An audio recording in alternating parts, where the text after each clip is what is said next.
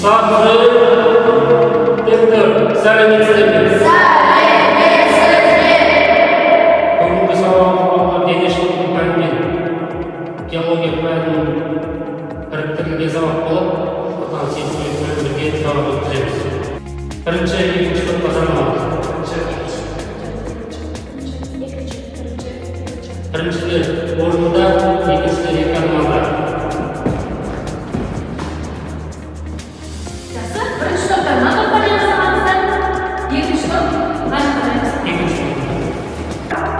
Бүгінгі сабақтың тақырыбы дене жаттығуларының жүрек жұмысына әсер зерттеу.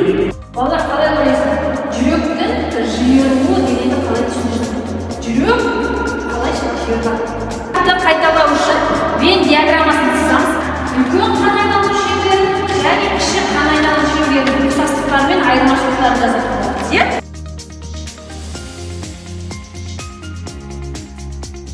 Осы мәтіндерді топ ішінде талқылап, ситуациялық сұрақтарға жауап береміз.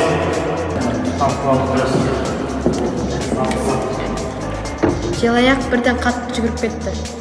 Бірінші топтың жауабы өте қызықты болды. Менің оларға деген ұсынысым бүкілі топқа қатысасы екен. Жүрек соғу жиілігін, дене жүктемесінің әсерін қазір анықтаймыз. Оны мына кестеге толтырамыз.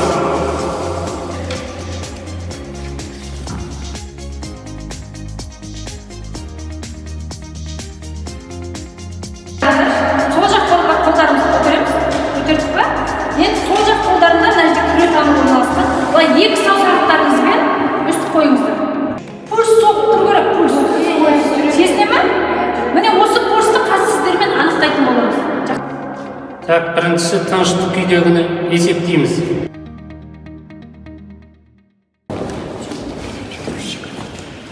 Бірінші, екіншіге саналамыз. Бірінші, екінші. Біріншілер орында, екіншілер екі адымалда. Қолы жаңа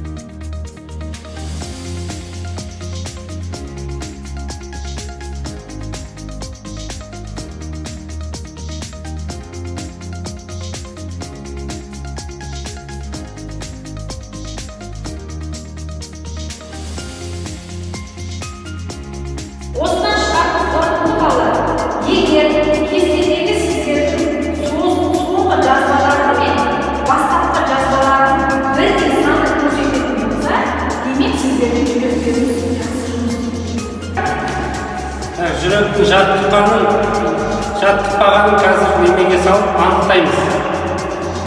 Формула. Ж деген жүректің жаттыққандығын міне қазір анықтаймыз. ДЖ 2 деп тұрғанымыз, ол қазір 10 рет отырып тұрасыңдар ғой. Соны мына жерге жазамыз. Ал енді ДЖ 1 деген отырған тыныштық жағдайдағы тамырын соғу жиілігі. Оны біз сіздермен және анықтап алдық қой. Иә? Яғни ол санды мына жерге жазамыз. Міне және мына жерге жазамыз. Оны көбейтеміз 100-ге. Сонда сіздерге неме керек? Тек қана 10 рет отырып тұру керек. Ол санды қайда жазамыз? Мына жерге жазамыз. Болды. Ал бастайық.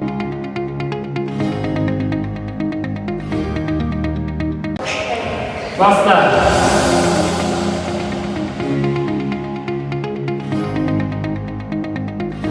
Так, келесі топтық тапсырма. Мінекей.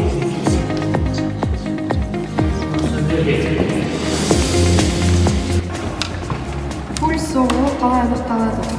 Бірінші сол қолымызды аламыз, сол қолымызды оң қолымызды қоямыз да күре тамыры бойынша есептейміз. Неліктен дене жаттығуларын жасағаннан кейін жүрек соғысы жиілейді. Өйткені біз тез тыныс алғандықтан жүрек соғысы жиілейді. Қазір барлықтарыңыз ОПП әдісі арқылы бүгінгі сабақта не түсіндіңдер, не білдіңдер, соны тастар, және де тағы да не білгілеріңіз келеді. Мен бүгінгі сабақта дененің пульсын анықтауды білдім. Мен бүгінгі сабақта денені қыздырып барып жүктеме жасау керек екенін ұқтым.